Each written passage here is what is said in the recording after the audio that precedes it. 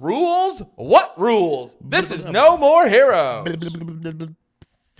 So you've been memeing, you say? Oh, yeah, I'm big into memes. Ever since Hulk Hogan died. Oh, big into memes. There's been some good memes. Can I...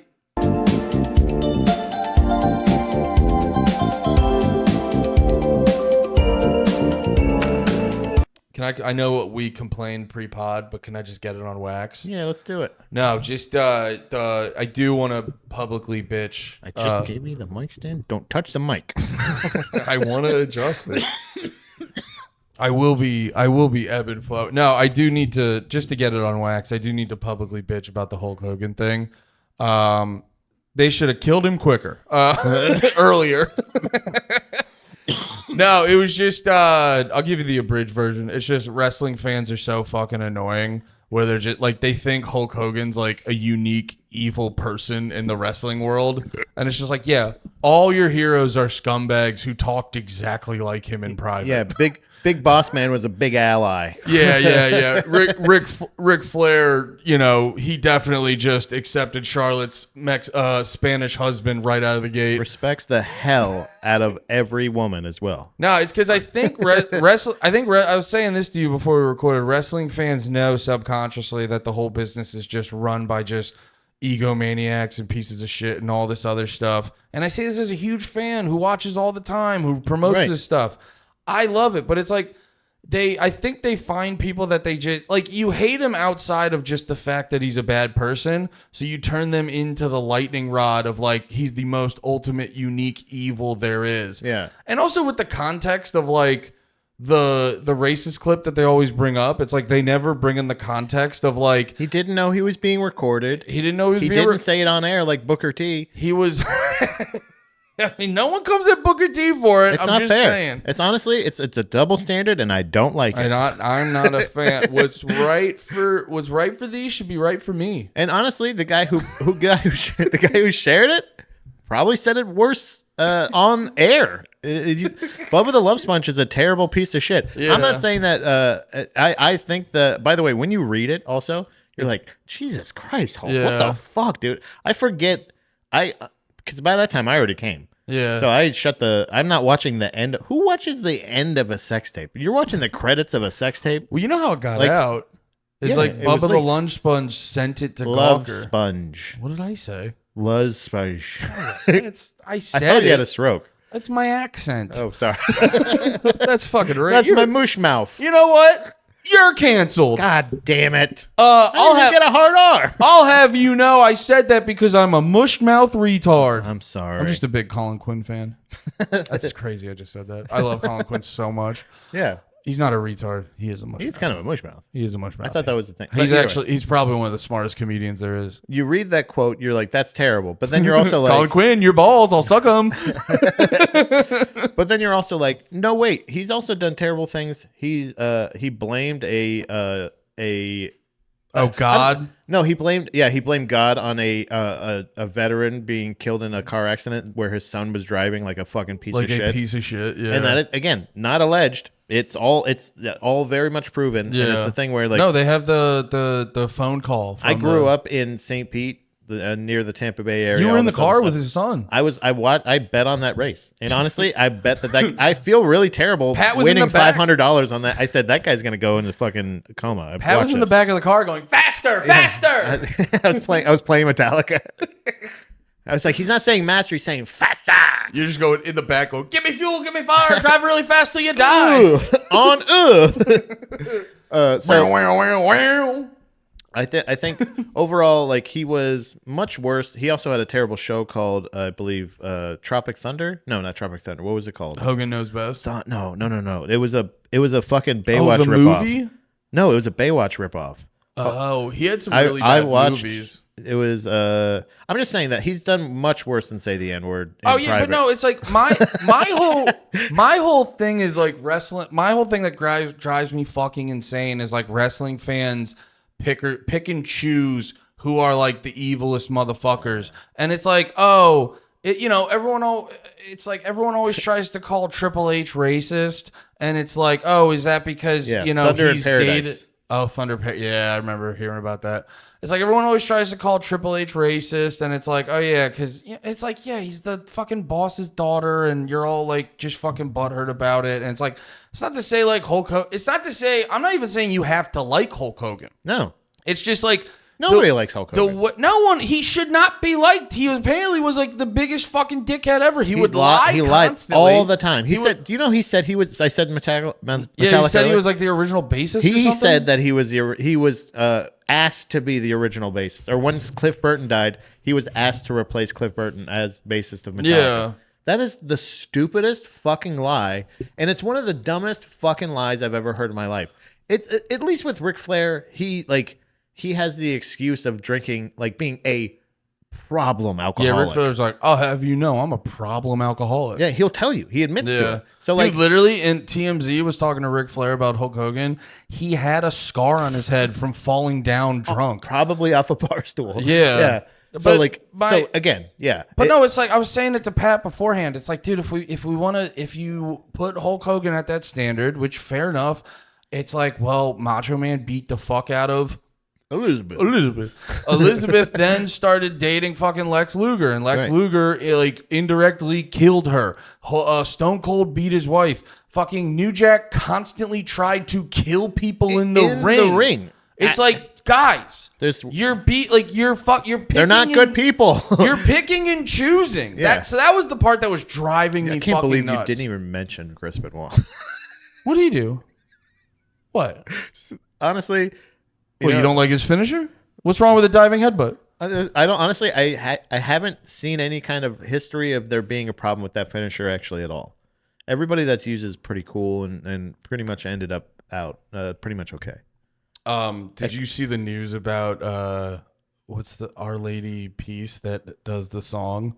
They re-recorded the song. Oh yeah. And they took out the pinch harmonics, and it's like, first off, we still know. Yeah. Also, that's what we get. That's what we like. And it's like outside of Chris. That's what we want. It's also too. It's like you guys also butchered one of the coolest guitar riffs ever. Yeah. It's such a sick song. I don't know. Hulk Hogan's a liar, but anyway, as well as a racist. Yeah. He's also he's an enabler. He's a victim blamer. Was. I apologize. Was. So like, there's spread it out. Like you know how we're seeing all these Aussie clips of him like visiting, at least it's showing up in my reels of like him showing up at like this kid's school and like hugging like funding the arts program for this like public program or whatever. They play Crazy Train on xylophones, and there's another one of him like talking about his family and some other ones. They're just classic Aussie clips. Like, spread it out. There's plenty of times where a Hulk Hogan has been a liar and a piece of shit, and well as a racist. Just I'm in no way telling people to. You don't have to like him for any day. It's just the standard you've set is unbalanced, and also too, there's a new thing. I think it's ever since the fucking CEO got shot. There's this new thing where like people are just publicly celebrating death, and I go we've said it before, but even. That's not good for your soul, man. Even the most evil person in the world, it's never good for your soul to just be like, I'm glad he died. And then it's like, why are you glad he died? Well, here's the thing. He was a racist guy. And you're like, oh. Yeah. You're like, you disagreed with him on politics and philosophy? Yeah. The pro wrestler guy. You're like, to quote a great racist, brother. No, but for real, it's like that's not a good thing. We should be normalizing as being like, dude. I got to give it to a lot of. You can be. By the way, you can be happy. I got to give it to a lot of. I got to give it to a lot of black people and black wrestlers in general. They knew how to keep it classy, because apparently with black people, there's a thing where it'll be like they'll say like, oh, what's for dinner? Because like I think it started with like, oh, he passed away. So what we cooking for dinner? Yeah. And so like there was a Sasha Banks. Well, what is she now? Mercedes something. She's like, I don't know if I think she's like half black or whatever. She's pretty light skinned. But yeah, she just tweeted out. She was like, what's everyone cooking for dinner? And it's like, I don't know. I like that. Yeah. But also too, that's like classy, where it's like, you're not flat out going like, I'm You're not posting the N-word. You're not posting, I'm glad he's dead. I go, that's just like I don't know. I know some people are going to say I'm a fucking pussy. That's crazy to do. I'm sorry. Somebody did just post I think it was Manny, who's a big wrestling fan. You know that. Yeah. Santiago. He posted the clip of the last time he was on TV. Or Netflix with the Raw or whatever. Yeah. And he was just getting booed like crazy. And he's just like, he still has to do this.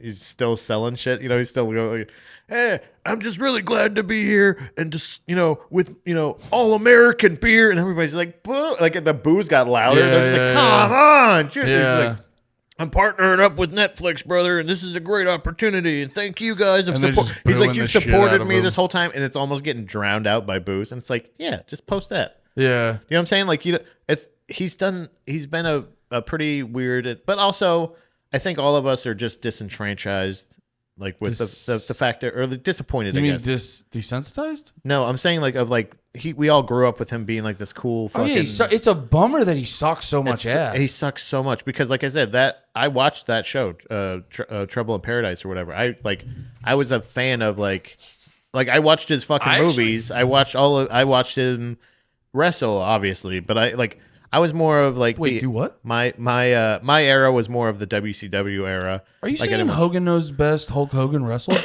Yeah, Hogan from Hogan's knows best.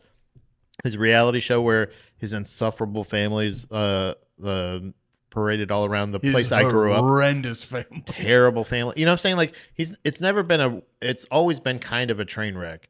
Yeah. But obviously there was like some kind of fun to it until you go like, oh, he's dropping hard R's about his daughter's fucking boyfriend. He's just like, at least one of the expensive ones where you're like, Jesus Christ, bro. Like, bro.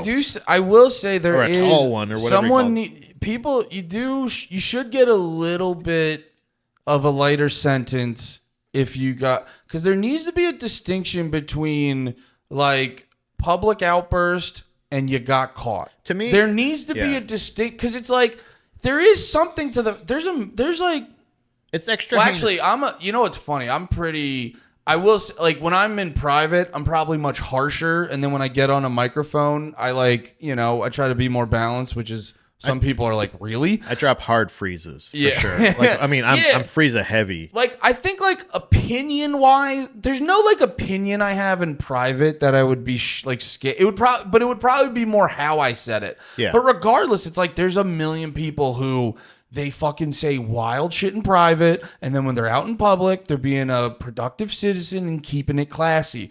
And there should be something to the fact of like, oh, you keep it classy. Because it's like also too, sometimes in private, and I'm not saying this about Hulk Hogan, he did seem like a piece of shit. There is also something to the fact of like, yeah, sometimes in private you go nasty, get the demons out, and then you're just like, you know what? I'm gonna go be a regular human being in the world. And this is my issue. The reason I feel like his remarks, even though he's secretly recorded, is because he is just being his true self, is the fact that it's right after he nutted.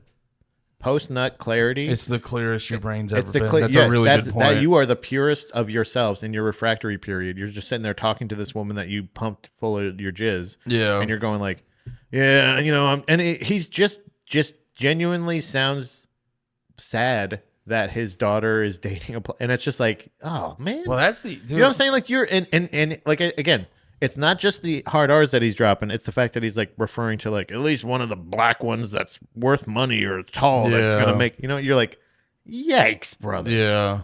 So that's why I'm like, he is that's him. So like when we saw that, like even though he's doing all this other shit, like he's lying, that is him. We're all just going like, haha. Oh, no, Hulk. I get. And then that. you do that, and you're like, oh, man, now I actually have to fucking hate you. No, that is a fair. That is a fair thing too, because it's like I imagine most black people and black wrestlers. Yeah. They are bummed out, but they're also like, well, I'm glad I know that about him. Yeah, because now in the future, I don't have to look like a chump. And if they force me to do a segment with him, I can actually stand on business and go, no. Yeah, fuck that. But yeah, I don't know. It's wrestling fans are fucking retarded psychos, and I needed to vent about that. But Yeah. We're not Hulk Hogan was not one of my favorite guys. We're not here to talk about our least favorite boys. We're here to talk about our favorite Someone boys. else is a mush mouth.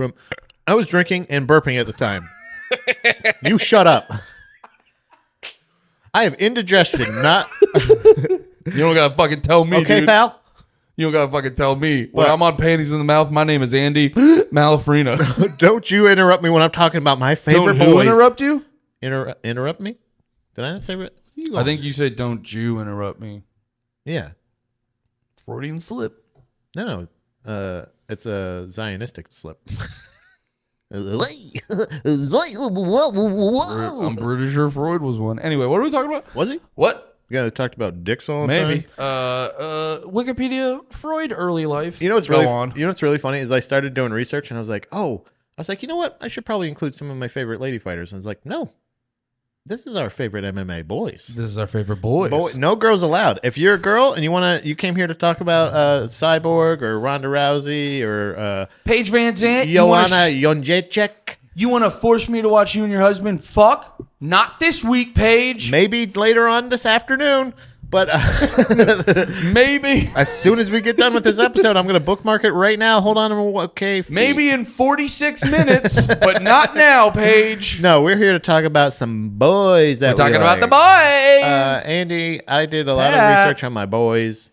I got some great side stories. What makes them our favorite MMA boys? Obviously, they're all professional fighters, and all of them are. They take the fact that the thing that we're all scaredest of, I think, in most cases, confrontation. All we're the most scared of. Yeah, confrontation and getting hit in the face. And spiders. And spiders. Spider. No. If you're in Russia. I said that. No, I said spiders. Okay. Yeah. If you're in Russia, obviously that's part of their MMA because they have freak shows over there. Yeah. Not a lot of favorite Russian MMA boys, in my opinion. They're all the same one. Yeah. You have different evolutions of the exact same chin beard. Russia basically has one boy, and they different in how much of their head looks like a Lego piece. Yeah. What about the flyweight boy? And they go, if I- yeah, we have this. Oh, what if I shave my mustache? Now, Kazakhstanis, one of my favorite boys is Hazmat. God damn it. There's crazy names. Rachmanov. I got my Rockman off the other night. The Kazakhstan fighters I originally became very infatuated with because they have the prettiest flag. I think the prettiest flag. They have a little picture of their flag next to their name, and I go, oh, that's a really pretty one. It's like a really light blue. Actually, I could probably pull it up. I feel that way whenever a Brazilian fighter comes out. The green in the Brazilian flag gets me happy. MMA welterweights. Are we Top 10. retarded, guys? No, I don't think so. We're talking about which colors make us the happiest. This is not the rankings at all. They have a lot of retired fighters in here. Hold on.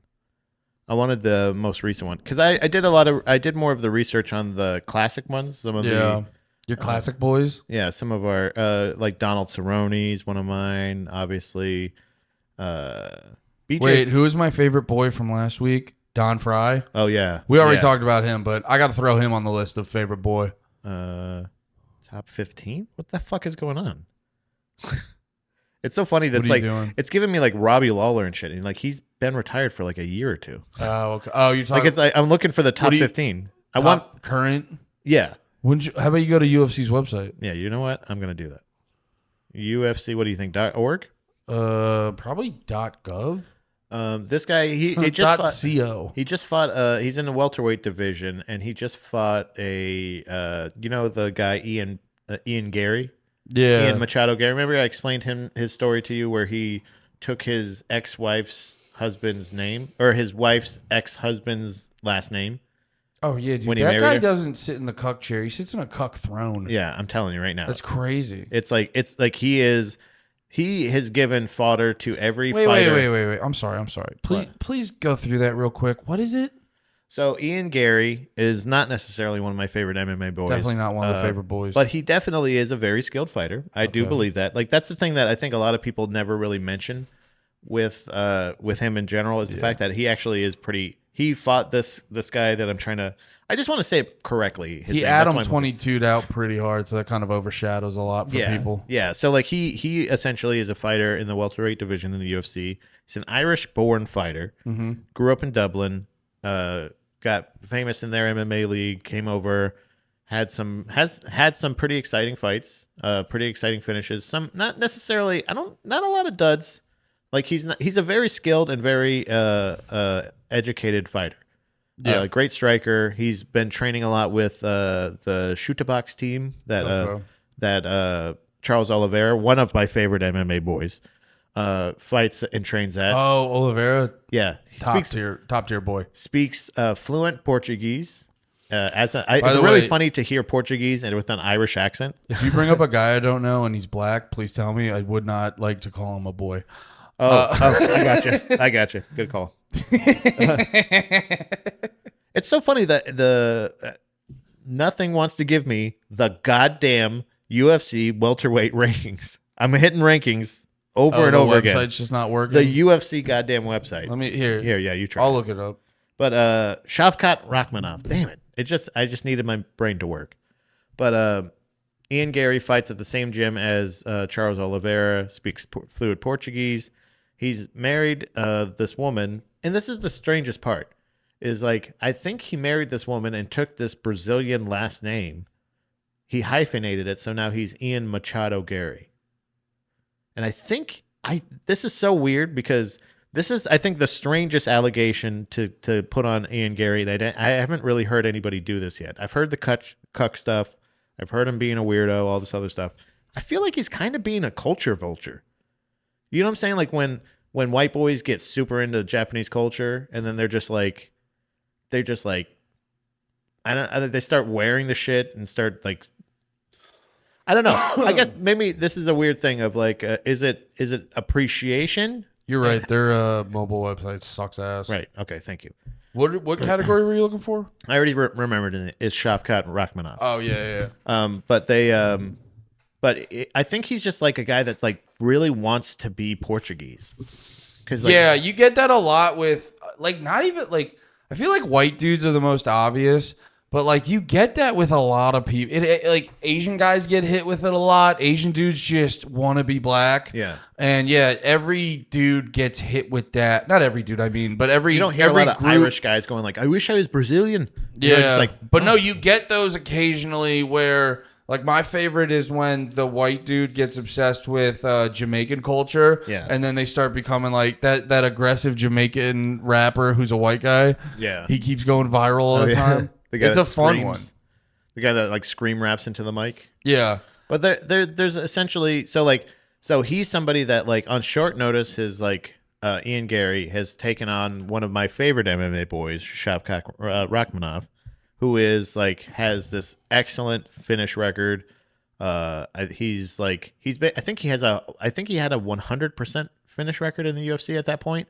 How many fights? I believe 7 or 8, something like that. Like That's pretty impressive. It's like one of those things where like they each had an undefeated record going into this fight, and he ended up taking a 0, and not in a super impressive way, but impressive in the fact that he didn't get finished by this guy. Yeah. And pause. And he didn't end up like getting embarrassed. And it was a short notice fight. Like he showed that he was a contender kind of thing. That's because sick. my favorite MMA boy in the welterweight division, I think, would be Rakhmonov. And it's because my favorite part about MMA boys is the fact that is when it's true MMA. I don't necessarily like a guy that's like, I'm a brawler. I'm a boxer. I'm a this. Like they always say that at the beginning. That's something that's brought up that never really got shook from the UFC and even I think MMA in general is the classic format of it being a Kumite style tournament where it's like he's a boxer, he's a wrestler, they're all MMA fighters, they're all MMA athletes at this point. There's no more like even though there is a guy that tends to lean more everything, they have to train everything. They have to train everything because if they go up against a grappler and they're a striker, they can count on hopefully punching him. But a lot of times, unless you're Derek Lewis, who is one of my favorite MMA guys, fellas. Fellas. There's They're black guys, we call them fellas. but like Charles Oliveira, Fabricio Verdum is another one of my favorites. I don't even know that guy, but I love that name. Fabricio Verdum is If like your name- he's like a heavyweight Charles Oliveira. He's a If grappler, your heavy name's guy. Fabricio, I will give you more time in conversation than the average person. Brother, he has personality. Yeah. He's funny. He's a great striker. He's I think the first person to beat. Remember I was telling you about Fedor? Yeah. The crazy elusive heavyweight fighter that nobody could beat for the longest time and everybody wanted him for the UFC, never got there. In Strikeforce, Fabricio Verdum beat What's his last name? Verdum. For that rips. Yeah. Can I give you one of mine? Please. And I will. If you guys are like real MMA fans, I will probably be like being like, dude, you know it's a great rock band, Kiss. You know what I mean? Sure, but they mean a lot to me. I wanted to go, and that's why they're my favorite boys. I wanted to go like I a lot of my favorite MMA boys are like some like classic. Yeah, maybe a lot of times possibly retired. Well, but that's why I wanted to make a focus of naming a newer one because. But the problem is, I don't remember their name a lot. I know the fighter. I know their specialty. I know what's exciting about them. I even know some backstory, but I may not know their name. I don't get too deep. I mean, that's fair. I don't get too deep into the nitty gritty of their fighting because I'm more of a casual fan, so I just like watching big knockouts. Yeah, but who are you? I'm way more partial for dudes I've like mic skills and stuff like that. And some of the most unhinged lines on mics, on the microphone, I have to give it to Michael Bisping. Yeah. One of my, dude, literally, I forget. You'll probably remember who he was fighting. He was fighting some dude who was really religious.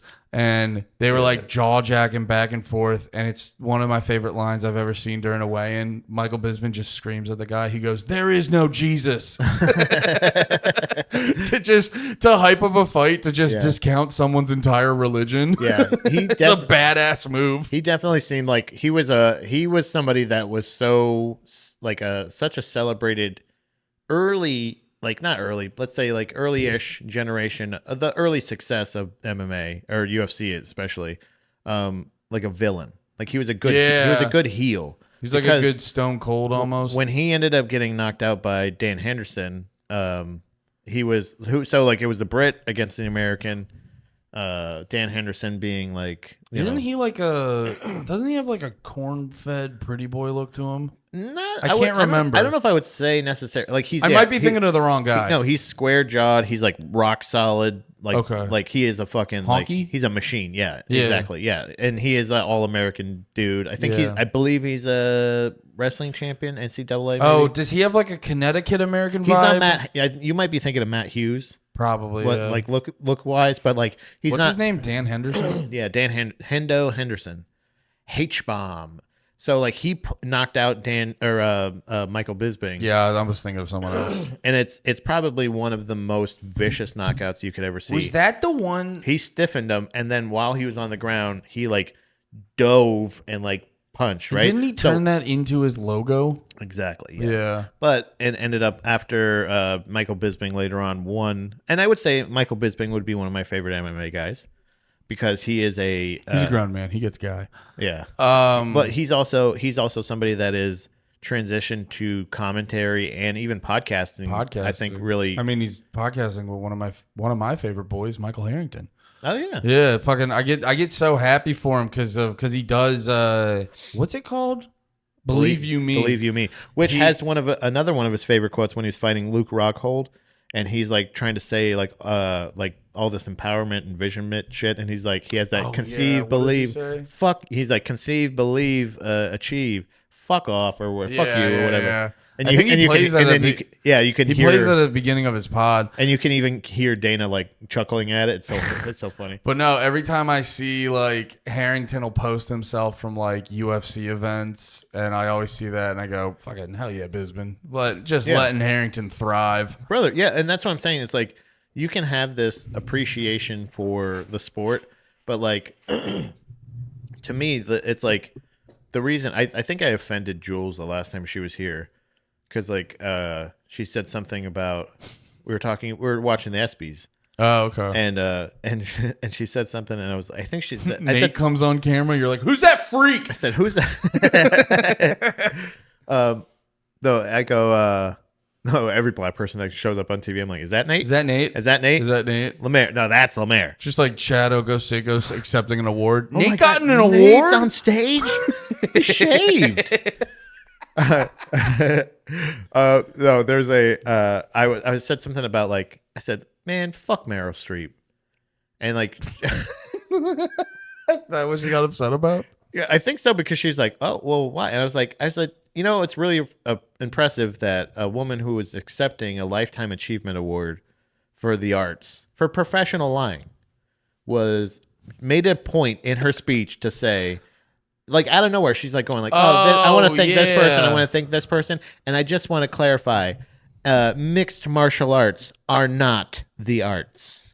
And I'm like, fuck this bitch. Yeah. Because that's what I love about it, is like the fact that like styles make fights, that personalities help build fights, that it is an art form, because there's so much that you have to be. It's not unlike being a comedian, being any other kind of entertainer, where like it's not it's mixed martial arts, and the fact that you have to learn the art of like the cell, you have to learn the art of like mental toughness. Dude, but like, also the same way that like your life experiences affect the way if you're a painter, your life experiences affect your paint. If you're a writer, your life experience affects your books you write. Like, dude, like there's a reason that Colby Covington and Masvidal fight different. It's like if Masvidal wasn't from the hood, literally being from the hood has an effect on your fighting style. Mm-hmm. And Colby Covington, wherever the fuck he grew up, you can like whatever fucking probably upper middle class white environment he grew up in. Yeah, it probably affects. Yo, your ass is on my phone, dude. But yeah, no, it's like, so literally, I have thought that it's also just a cunty thing to say. But yeah, you're like, no, I mean, you can make the argument there's like it's a fucking art. What about recently retired and current favorite boy of mine, Dustin Poirier?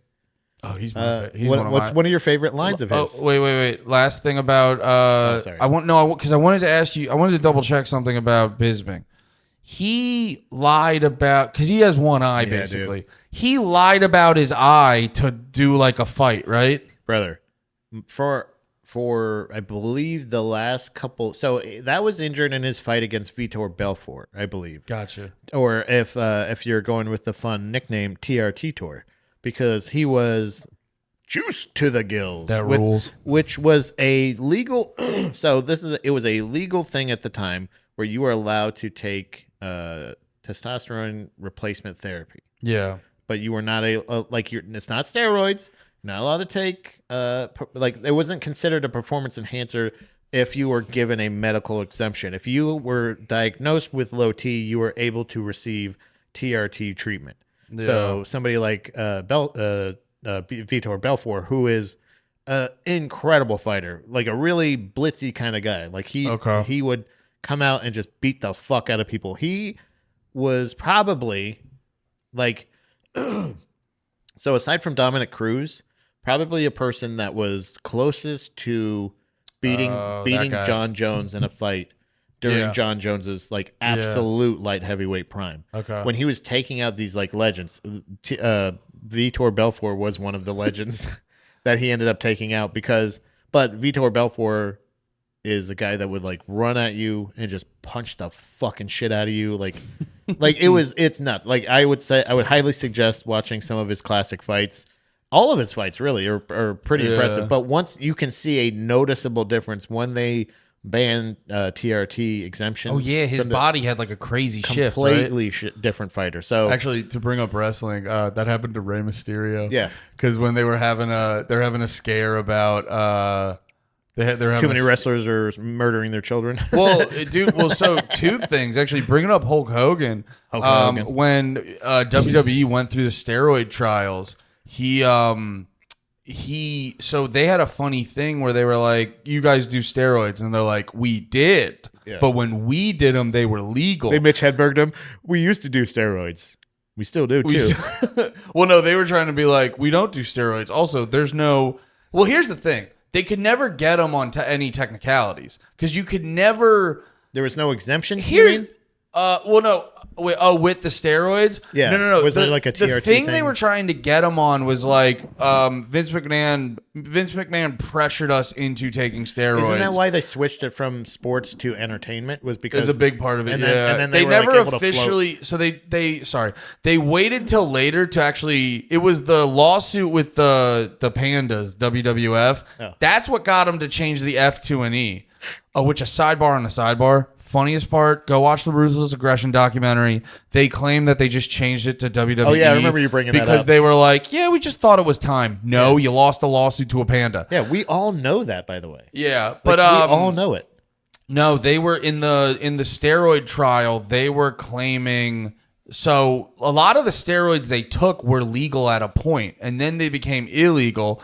And they like a lot of the wrestlers were claiming that like they were pressured into doing it, but there was no actual evidence of direct pressure. Obviously, there's like subtle pressure of you got to be the biggest to be the top guy. Yeah. It was funny though. There was a bunch of dudes in the trial that they were like they just found them lying. There's a like the part that fucked their case up is they had a bunch of dudes who were just mad at Vince McMahon, so they lied on the stand. Yeah.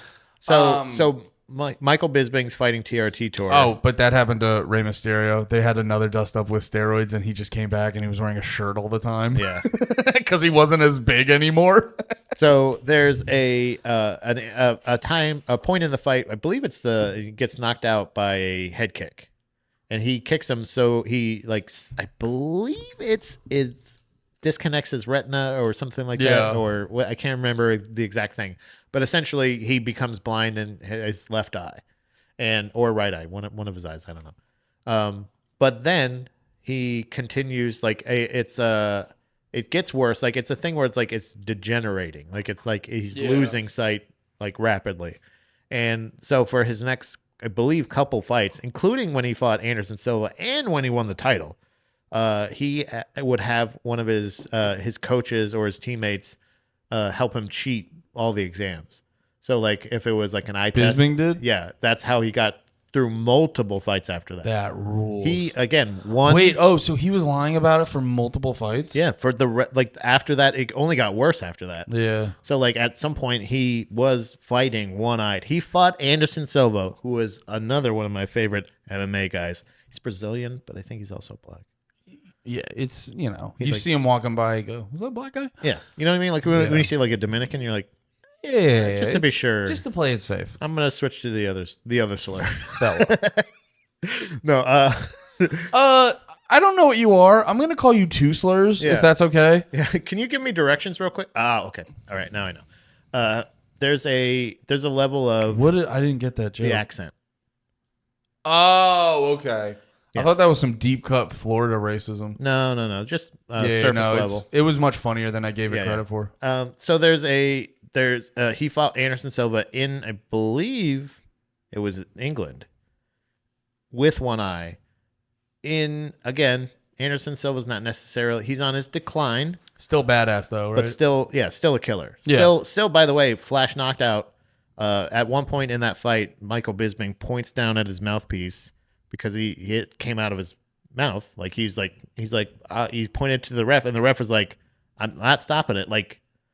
Essentially, he's saying you should stop it. It's a split second. So a split second, the ref hadn't noticed it. Michael Bisping goes to point down to gesture to say "Hey, what about my fucking mouthpiece?" And Anderson Silva does a flying knee and essentially Flash knocks him out. But it's also at the end. It's also at the end of the round. So the ref goes over to stop the fighters for them to go back to the corner. Anderson Silva thinks he won the fight, so he starts celebrating. Did he knock him out before the round ended? No, it was essentially right at the buzzer, I believe. So it was buzzer knee. Yeah, and nobody could hear the horn because it was people were like, "Oh my fucking god, look at that shit."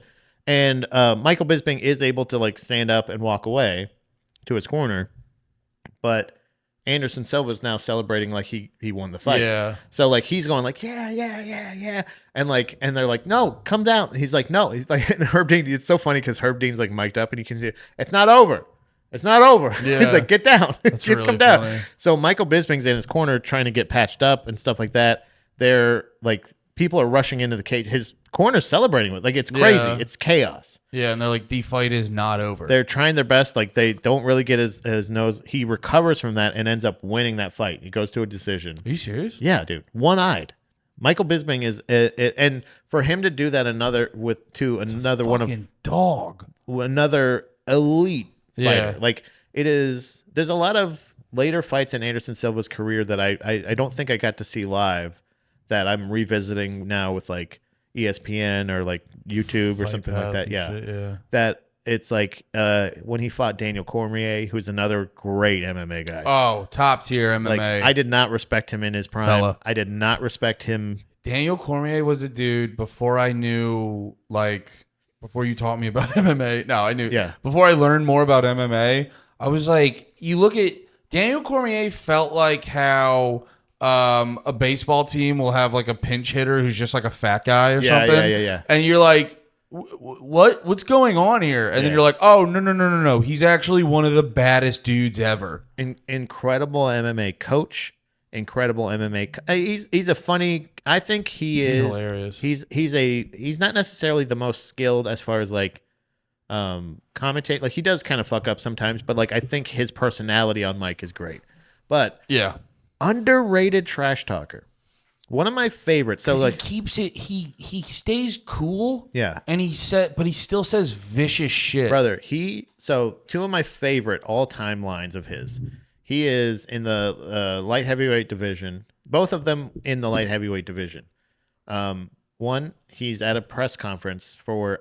I might be for one of. I don't even know what the press conference is for. Yeah. But at some point, some guy says something about like, who would you want next, or like, and there's another fighter there, Ryan Bader, and he says something along the lines of like, he goes like, oh yeah, why don't you stop ducking me, you pussy, blah blah blah. And he's like, he addresses the question, which is great, but with the one of the coldest fucking lines for a real life fighter. And I mean that with all due respect to MMA or WWE guys, but like, as far as like promo wise, yeah, this is promo for years. Like, this is going to be in your highlight reel. This should be in if they make a retirement package, like, that should be that line. Sorry, Ryan Bader, but you got to take another L because this was sick. He's like, I didn't duck you. He's like, I said, I went to Dana and I said, I want the easiest fight in the division. I want Ryan Bader. And he's like, I didn't duck you, pussy. He calls him a pussy. Like, it's fucking. It's so funny to do that at a press. Now that's going to be in that guy's report. Like, oh my God, we all are watching you getting demolished by this guy. Then he ends up demolishing him in the fight. It's such like a clever, funny line to think like DC's like in the office going, no, I want the easiest fight in UFC. Wasn't it Ryan Bader? Ryan Bader. And so that's so clever. So, and as my favorite all time of his, I think, would have to be him against John Jones. And he said, and this was promo for their second fight. And so obviously part of it is like, he's had some trouble with drugs. He says some trouble with, popping for steroids, blah, blah, blah, blah, blah. And he said something along the lines of like, John Jones comments on how, what's his face? Like, he's like, you got beat up by, he's like, he said something along the lines of like, DC's over there looking like a crackhead in a suit. And he said, and DC and people go, was this after the coke? So this is the best part is this is like John. He you know what happened? John Jones went like this. He just went, there. I'm gonna lob that up. Dude, he literally walked out and then like, and DC took a bet and he goes, I may look like a crackhead in a suit, but I've never been a crackhead in a suit. I remember that clip because literally and like, DC, I'm like, oh my God. Dude, I remember that clip because DC almost fucks the lineup because he's like, he starts smiling and he goes, there's no way you just said that. Yeah. And he almost fucks the lineup because he's like, oh, dude, we've all been there before where someone just lobs it up. You're fat. You're so fat. Yeah. Yeah, like we've all been there where someone just lobs you it up and you're so excited you actually fuck the lineup and you see DC is like this close to fucking it up because it's like there's no way you just fucking said that. I can't believe that. I can't believe you just did that. The Ryan Bader one is so much fun because he's like, hey, pussy, guess what? You suck. Yeah. You suck so bad and I would beat you. What was if we're talking about cold ass lines, and I don't want to forget one of my favorite boys, Dustin Poirier. Okay. I don't want to forget that, but what was the cold ass line? And I will, bringing what I'm about to bring up, shout out to Ben Askren. He's out of the hospital, and that made me much happier and everything. Super necessary? Yeah. Is that what you're talking about? That was the line Masvidal hit with... that's what it was. Like, did you think it was necessary for the 2 punches? He said, no, he said, do you those extra shots? He's like, what extra shots? Yeah. And they said, he's like, he's like, I think he said something along the lines of like, he's like, yeah, I think they were super necessary. And then that became a catchphrase, that became merch. You know what I mean? Like that became 3-piece in a soda. So Jorge Masvidal was somebody that I was kind of conflicted with. Yeah, super necessary. I was kind of conflicted with for a while because I thought so. Well, he got rocketed to success because of the flying knee. No.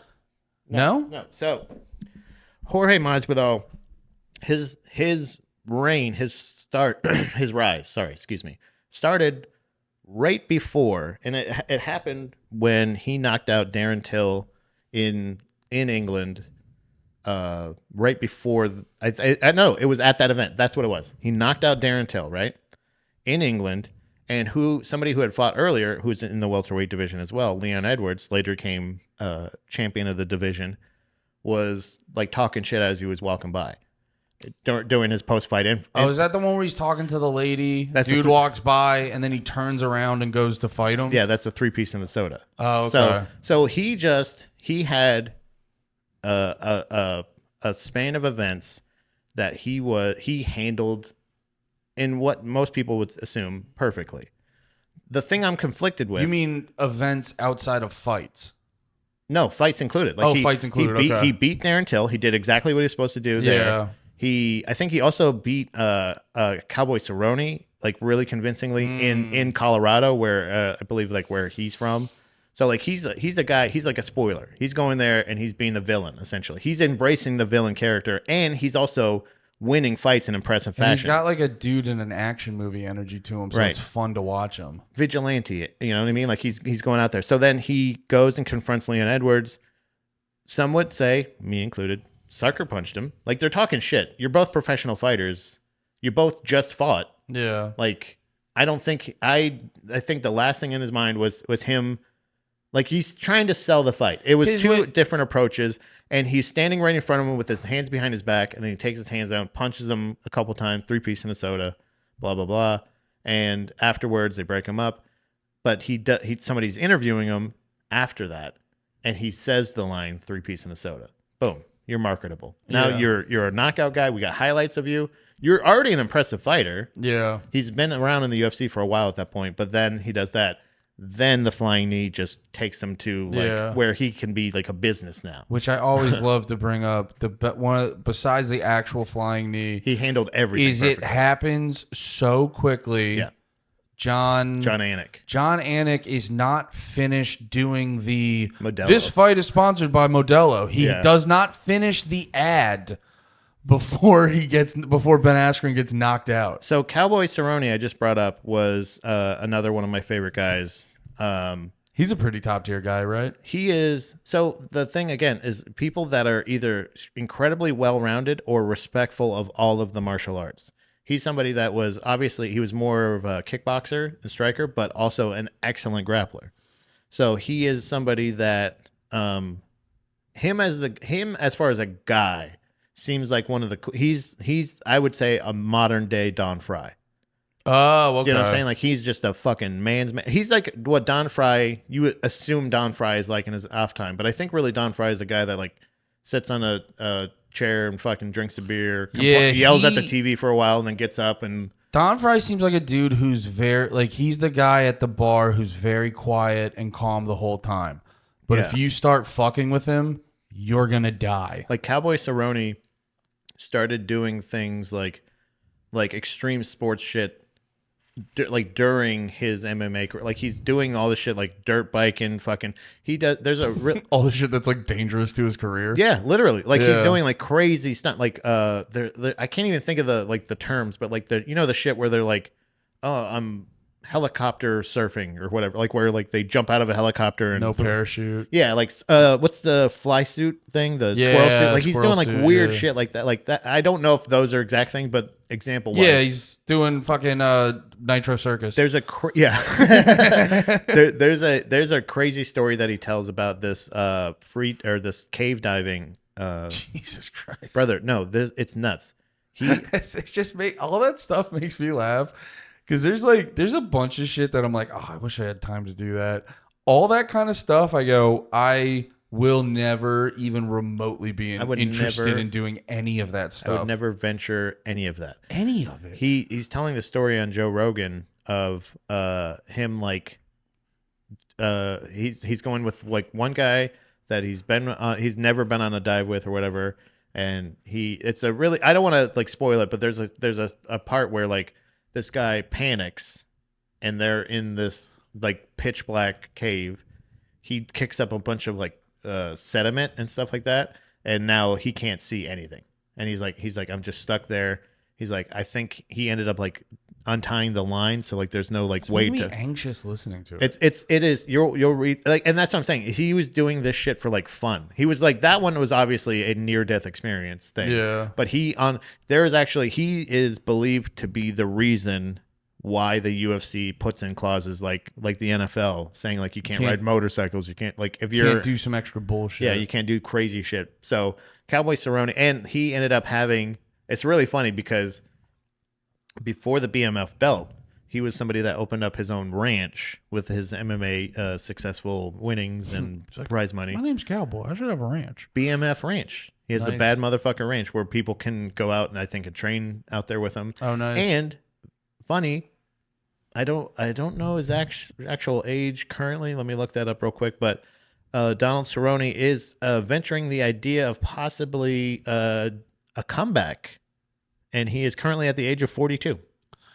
He said is that in 42's pretty old for an MMA fighter? Yeah, that's. I mean, is it one of those where he it's also like, has a lot of MMA fights? Yeah, that's what I was gonna ask because it's a similar thing with wrestlers and injuries from his extreme sports. Literally, he has like double damage on his body. It's a similar thing with wrestlers where there will be certain wrestlers where you're like, oh my god, he's been wrestling for like John Cena is an example. John Cena's like pretty old for a wrestler, but also there's a term in wrestling. He's got the 5 moves of doom. Yeah. So like, you know, a dude like, well, I mean, it's insane Jeff Hardy's still wrestling, but even Jeff Hardy's a guy, because of drug abuse, he would have to take long breaks or he would just get arrested or something. But because of all the trauma he's expressed and to his head. I will say this though. We talked about it on Drag the Lake, but I got to see that was, shout out West Side Gun. I never thought I'd ever see the Hardy Boys wrestle live. Oh, we got when we were at the I keep forgetting the name. The club across from the Empire. Creek. Empire. We were at Empire and I watched I got to watch the Hardys do a tag match, which it was really cool too because the team they were fighting were super young. Yeah. And I was like, man, that's gotta feel so cool for them. Quick question about and shout out to Hardy Boys. They were going. Yeah. Like, not just like, oh, okay, they hit the moves. No, they were going. Yeah. But I did want to ask you a question about Cowboy Cerrone. Yep. There's that, like, famous clip where I think it was when ESPN started working with the UFC. Oh, yeah. And they had Stephen A. Smith. That piece of shit. And he was like... Dude, way to fuck up a fucking relationship almost right off the bat. That was, like, I believe the first, like, thing that he was, like, a part of, like, the whole event and everything. It was him against Conor McGregor, yeah. So Stephen A. Smith, what did he say? He gave up? Yeah, he's like, he just looks like he just gave up out there. He looked maybe, I don't know if he was scared or whatever, and Joe Rogan's like, no. So I heard people talking on podcasts that Cerrone later was like, yeah, I kind of gave up. Yeah. He's like, I kind of like was like, I'm not going to win. Yeah. I mean, there might have been a thing of like, I think the thing is there's been a couple cases, and like one of my favorite commentary moments, it was, I think it was DC and I think it was, I know it was DC, but it might have been either DC. No, it was DC and Dominic Cruz. It was Sorry, it's the intensity. No, I just this is remember. why I love talking to you about MMA. No, because this was a part where like you're not supposed to say that they look like they were scared. You can say like they were unprepared. Maybe they didn't. Oh yeah, it's prepare. like, it's. There's like a lot of other ways you can What's say the it. fucking term? There's like couthness. You know? Yeah, it's just not. It's not cool to like say that right after a dude lost. So, but well, it's also too. It's just like there's a case where the moment where there was a fighter, it was a women's MMA match, and one of these ladies like cracks this other lady with a shot, and then essentially the other lady just turns around and runs away. I think you showed me that. And DC, so and DC and Dominic Cruz were like, I've never seen that before. They're like laughing on commentary, and I'm like that's the only other time. Dude, that's the only time where like unless they're physically running from the other person, you know what I'm saying? Like yes, you're trying to recover, but also like you're not like wobbly. You're just running away. Where you go? And like I think even Dominic Cruz was like, where's she gonna go? Well, what's funny too about Stephen A. Smith is like very recently he's been exposed for just being a bullshit. I mean, it's abundantly obvious when you hear him talk. Yeah. He's just a bullshitter. But dude, literally, he was commentating on an event. I think it was like a women's basketball game, and then like people were like being like, you're full of shit, and he was like, I was paying attention the whole game, and then someone had video of him on his phone playing like Candy Crush. He was like playing solitaire on his phone, like this. And then he was like that. Yeah, exactly. He was like that. I was doing that during halftime, and then someone was like, watch 30 more seconds, and then the video pulls out and they're playing the game. It's like, you're full of shit, dickhead. Yeah, there's a certain level of like, again, this is MMA commentary is not a personality driven thing. It's not about the commentators, it's not about the thing. Yeah. So if you're on Hot Take with Stephen A. Smith, then like, yes, you be the character, you do your thing. But if you're doing here, you got to just we're just talking about what we observed. This is what good commentating is to me.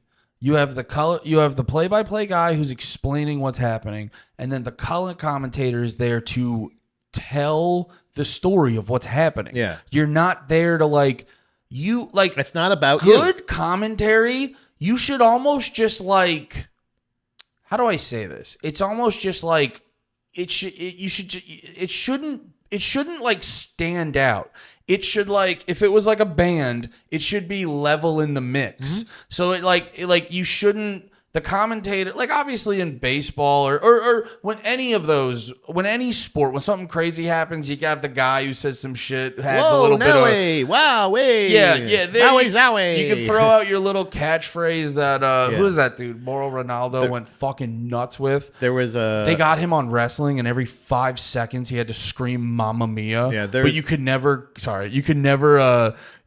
criticize him because every time he'd be like, I have mental health problems. It's like, all right, well, you're a man, so shut the fuck up and figure it out. There was with Mike Goldberg, it was always, it's all over. And there's like a fun like reel of how many times he's done that and it wasn't over. He was a bigger dude, right? He was like, trying to remember which guy he was early on, from like the early 2000s to like, size wise. No. Okay. He was not super big. He was like a pretty regular sized guy, and I think he ended up going to Bellator, I believe. Oh, okay. And I think he might still be calling fights, or maybe recently retired. But either way, he's they would have that. They don't necessarily have that anymore. Now it's literally the call or the catchphrase for most of them is just, oh, they go, oh, stand up or something. But don't forget about Dustin Poirier. I was going to say, if you don't mind, can I make a perfect segue? Please. And it's the problem with the dude like Stephen A. Smith, where we're talking about like talking like that, showing it's like there needs to be this level of respect for these fighters where it's like they can kill you and they're choosing not to. And that's where my favorite line by one of my favorite guys, Dustin Poirier, comes from. It's one of the most angry I've ever seen, like an MMA dude in public clip. It's the most angry I've ever gotten, where like Dustin Poirier is on a parade float, like a small town in Louisiana. not even a float, just he's on the trailer attached to a truck, and there's hay bales or whatever, and it's so like just small town, lovely looking and shit. And it was after Connor got his ass kicked, or he knocked him out. Yeah. Yeah. And he's like, your wife's in my DMs, da da da. Yeah. And then some dude at the parade has a sign that says, your wife's in my DMs. And I just go like, I mean, like, Dustin Poirier should be allowed to murder him and get off scot-free. Yeah. It's like fucking nuts that like there's an imbalance in society when you can train your whole life to be a killer, and then some fat schlub is just like doing something for internet likes. Hey, pussy. And you just have to like fucking actually wait, that's not where he said you can't say this. But anyway. He did slap that guy. That was he did funny. slap that guy, but no, you can't say that we always say is I think dude, he's such a wholesome dude. Wasn't it Connor was talking shit and he was saying stuff like that. He's like, yo, what's in my DMs, da da da. And just wholesome ass Dustin Poirier. Can't say that. Can't say stuff like that. Like, and that's why he's so fucking awesome and wholesome, is because he's genuinely like, hey man, we can talk shit. It's not fake. It's not phony. But like, you don't, it's so admirable too, because you got these guys like John Jones that get held up because Dana White fucking wants to suck his butt. But like, and he's the greatest fighter ever, but he's a scumbag in real life. Yeah, he's not like the guys I like are not necessarily. It doesn't have to be the guys that are the most religious or the most family oriented or anything like that. It's just the most genuine. No, it runs the gamut of dudes we like. Like I'm after we're done talking about Poirier, I got a thing I want to say about Rampage Jackson. He's not like a wholesome family man. Although he's a good dad. No, but he is. By the way, he's a good dad though, right? But no, by the way, he is. He is the epitome. But he's wild on the mic. He is. Yeah, you're right. I take that back, Rampage. Because like don't beat me up. No, well, I just recently saw a clip of him with like he's like hanging out with his son, and like his son like says something. And he's like what, motherfucker? And like he gets in his face, and he's like, his son's probably in his 20s maybe. Yeah. And like they're about the same size, and I think he might also train because like he keeps like going for like he's like, you ain't gonna fucking take me down, motherfucker. You put like he's like, and then like he's like play fighting, but like he's fighting his son like and all the stuff, and like his son finally gets him down and he goes, fuck you. Dude, you know what my favorite awesome. One of my favorite catchphrases from Rampage? What? Is he's like, I love fighting. He's like, I hate training. He's like, I fucking hate it. He's like, I can't have what I want. I can't have no ketchup. I love ketchup. Because Rampage is awesome because he's pissed off when he's training because like that he uses that anger because he's not allowed to have ketchup. Rampage is awesome, dude. I get it. I was like, I remember every time I try to be like, all right, I got to change my diet, and it's like it's a big. Besides the beers, it's a big reason I'm still a fat fuck. I'm gonna have vegetables and ketchup, and lots of butter and cheese, and some ranch. But no, that is the thing where it's just like, dude, I'd rather be kind of fat the rest of my life than like give up these little things because you're like, I don't know, dude, ketchup's what makes life beautiful. But he's somebody. But I like Rampage a lot because. He's when you hear him talking, he's a simple guy, but he's not a dumb guy. No, but he's not like great podcaster as well. By the way, yeah, like I love not just clips, but like he's like the pointing is so funny. You do it, please. I don't ever want you to change who you are. But like that, I think he's somebody that is like he's really actually figured out like he's got his co-host nerd. That they always have. Yeah. They always have, like, any MMA podcast always has the MMA fighter. And this is with all due respect to some of the producers on Believe You Me and stuff like that. But it's MMA fighter and then, like, dude. Yeah. You know what I mean? And it's like, but, like, that dynamic can really suck if the dude wants to be cooler than he is or if the MMA fighter is, like, always picking on him or something like that. Yeah. Their chemistry with, like, them and other fighters being on there, it's like, they've had like I fucking love Rampage, dude. I think he's a great broadcaster. Every good MMA podcast needs to have a guy that is passionate and respects the sport, but you could beat him up easily. Yes. Yeah, exactly. Yeah. The essentially. Although, shout out to Harrington. He knows how to fight, so you can't beat up Harrington. Yeah, and that's the thing. Is like they need to be invested in it. Most of the MMA refs train. Yeah. Most of them train MMA or even compete. Dude, my favorite is when there's that jacked white dude with the huge mustache, and he's always like 2 times bigger. Mike Beltran. He's like the same weight as Notice both I don't have to look. I don't have to look up any of these names, by the way. Yeah, that's crazy. Mike, you said the big mustache guy. Yeah, Mike Beltran. Yeah. Sorry. That's why it's wild you don't have an MMA podcast, Pat. But also, how many can we have? Yeah, at this point. I mean, who would I co-host with? I don't know. Maybe we ditch No More Heroes and start an MMA pod? Maybe No More Heroes? No More Ally? I don't know. We'll figure it out. Assholes. Actually, speaking of MMA refs. Speaking of I was just saying there's the white dude you just said. They always have him reffing the ladies' fights, and he's always 3 times the size of every woman in the ring. And it's always funny. He goes, "Ladies," it's always like, you don't have to be formal here, buddy.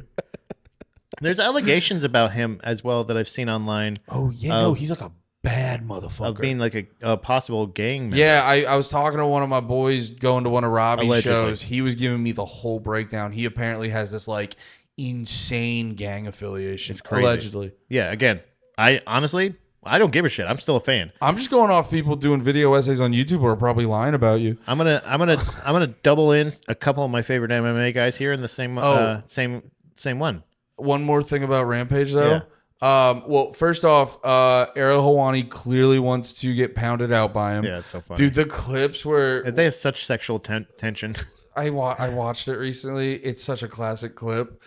And his takes, by the way, like that's why I'm saying Helwani Rampage. His like takes to the camera, like he gets it, dude. He's a showman. There's a reason he's been in movies. Dude. Yeah, like the A-Team, he was B.A. Baracus in the movies. Like he was an A-Team. He should be like I think he's funny. He needs to be in more movies. But yeah, dude, like Ariel Helwani when Rampage is talking about losing weight and he's cut and he audibly goes, and you're like, dude, what? Yeah, he does a.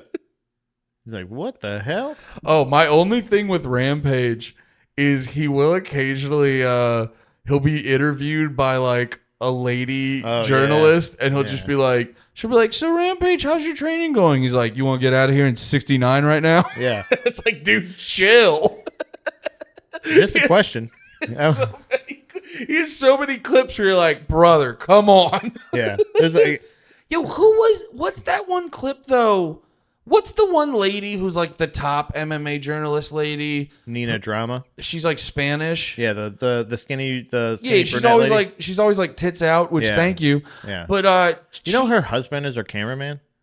Oh, that's gotta be horrible. It's really weird. Somebody just pointed that out. It was somebody that was pointing out the fact that Arman Sarukian lightweight in the MMA world. I think he's number 1. Was he asking about fingering? Yeah, it was that was the clip, right? I don't know if it was fingering or it might have been something like that. There's a dude who in a clip with her is legit like. Oh, Dan Hooker is bringing it up about him. That's what it is. He's bringing it up that he's like, because he's the one that says, her husband's the cameraman. Oh, I was saying and he's sitting there like, it's not a joke. He's like hitting on her big time. Like he's being a real creep. But dude, there's legit the one clip where the guy's like, do you like to get fingered? Yeah. And she literally like everyone watching that clip was like, are you saying what I think you're saying? Yeah. It's crazy. Yeah. Actually, that had to be her husband behind the camera has to be a literal nightmare. But then there's also clips that she does with like Lauren Sanko and you're like, all right, now I'm watching.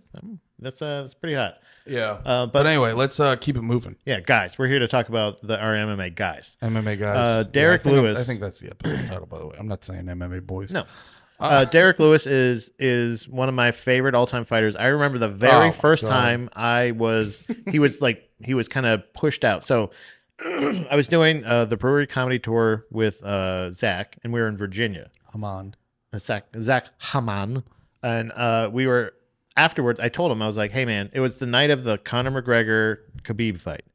I said, let's try to find... This was, by the way, when I was introduced to the fact that not every town or every city has like a B-dubs or a B-dubs equivalent. And also too, I did a show in, my wife used to live in Penargil, PA, and I did a show at their like sports bar. It was actually a decent place, and I remember it was in the basement area, still like it was a finished basement. And but no, I was talking to the owner, and I was like, "Do you guys ever show MMA here?" And he was explaining it. He's like, "Dude, crazy. He's like, people don't get how actually expensive it is For a bar to, if you try to rent it, you are, because you're on a business account, they have to charge per head that's at capacity. So they have to pay the equivalent of if every spot was filled, if they were at capacity, and they have to pay it per TV they show it on. Yeah. You can't just like get the feed and just show it on every. You have to pay per TV, and it was like Penargil's like it's a small town. There's like 3 bars. Yeah, it's like a little blue collar town and shit. And he's like, yeah, they don't. He's like, I show football and shit. They don't care about MMA here. Yeah. So basically, we were trying. So afterwards, like, you're looking for a B-dubs. We're calling like sports bars, and we're like, "Are you showing the fight?" And they're like, no." Like, and they're like, "You remember what town you were in?" It was rural Virginia. It was like apparently it was surrounded by a bunch of liberal towns in Virginia, but it was like the one super duper conservative area. Yeah, every state's got their like Austin. Yeah, so it was really interesting to be like, okay, well, so we finally found a place that was like playing it, and they even had it playing on one of the patio TVs. Nice. So like we're walking around, and places are at capacity. This place was like you could see packed to the gills. Yeah. Everybody that was there to watch the fights. And then when you were in that town, you were in Capat City. That's exactly right. Thank you. I'm just waiting for them to sit down. They're all cheering at still. Andy Malafrina on Twitter and Instagram. So I'm walking up right as the Volkov Derek Lewis fight is happening. So we're standing there. I'm like, okay, let's just Volkov, another black guy, right? Yeah, exactly. Brazilian. No, there was a. Wait, is that No, wait, that's not Volkanovski. No. That guy's hilarious, right? Yes. Yeah. He's another one of my favorite MMA guys. But there's a. So it's Derek Lewis, heavyweight, against Volkov, another heavyweight, and they, as per the rules.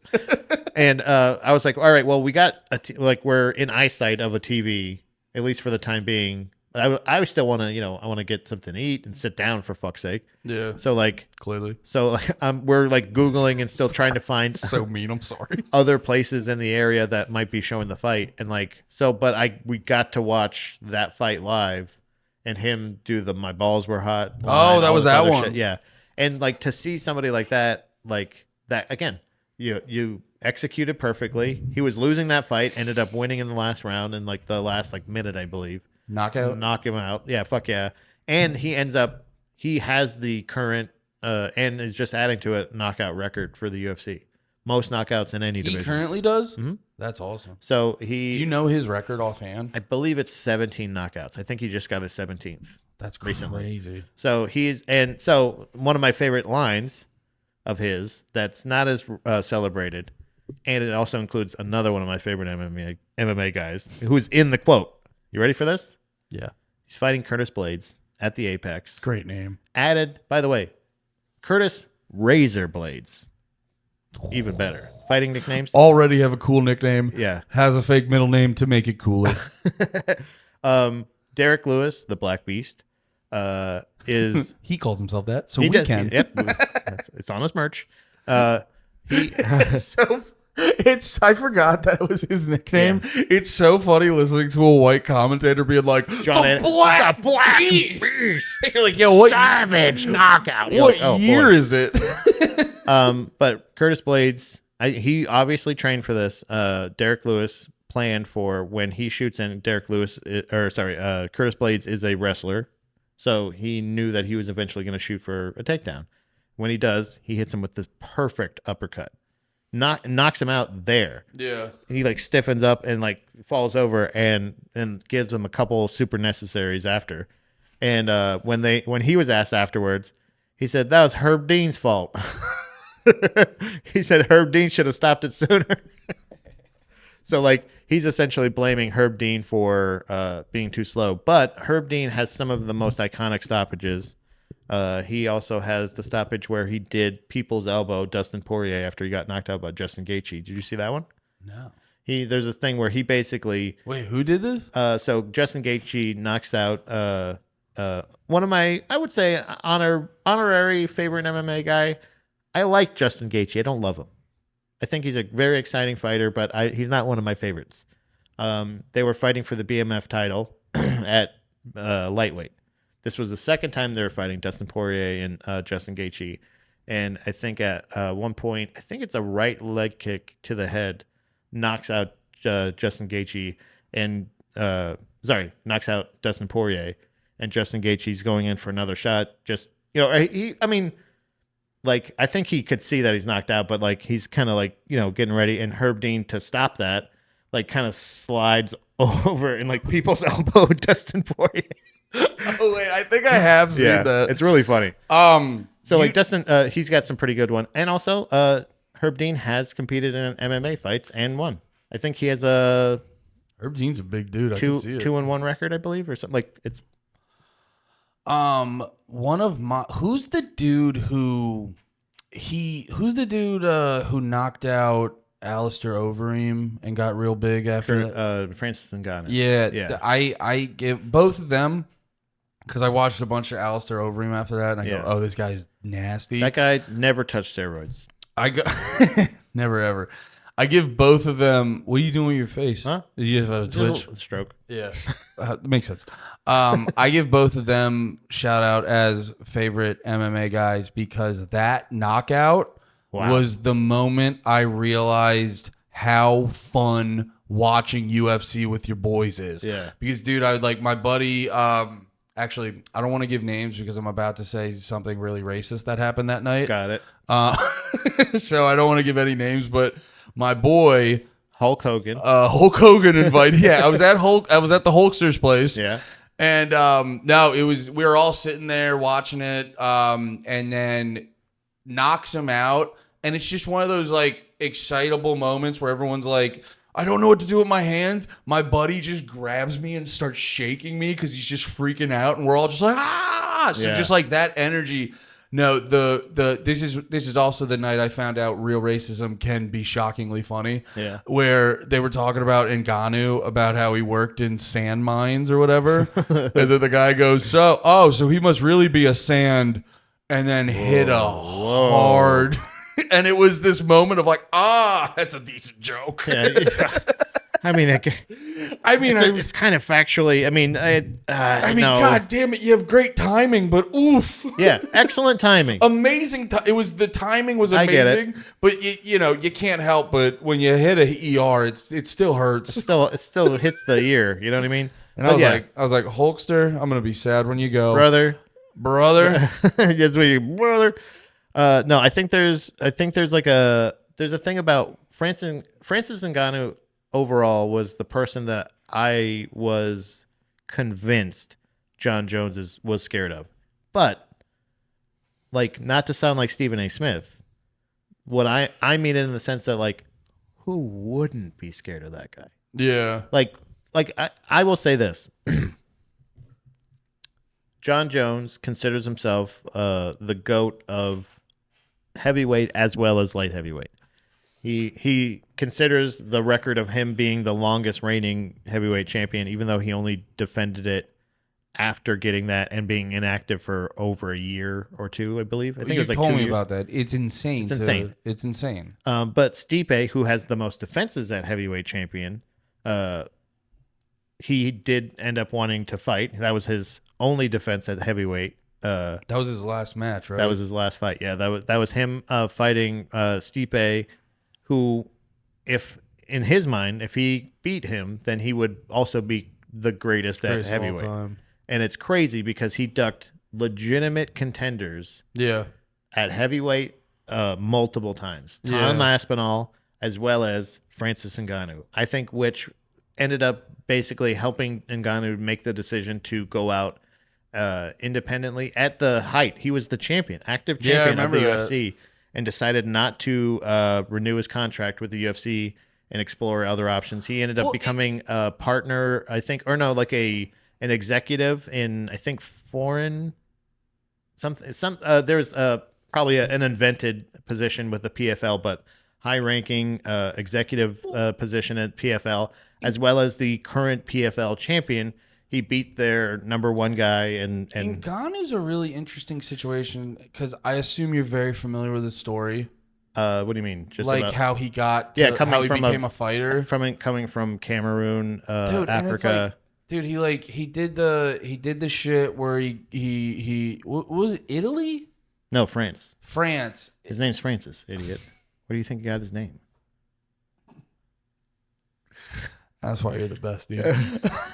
He lived in France. No, where did he go? Was it Spain? France. I'm not joking. Okay. He speaks French. Okay. He's a French fighter. That's why. That's where he learned to fight. That's where he met Cyril. That's why there was a good storyline with him and Cyril Gane, because they trained together in France. Oh, okay. Literally. Well, I'm no, sorry. I was a funny joke. Yes. But it was also truthful. It was wonderfully placed because he's also actually from France. That's why the top dog.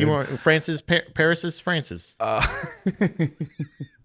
Are you making fun of my impediment? No. I speak like this because this is how he speaks. I'm just trying to remember who's in Paris, though. But anyway. Ask your friend. Hulkster.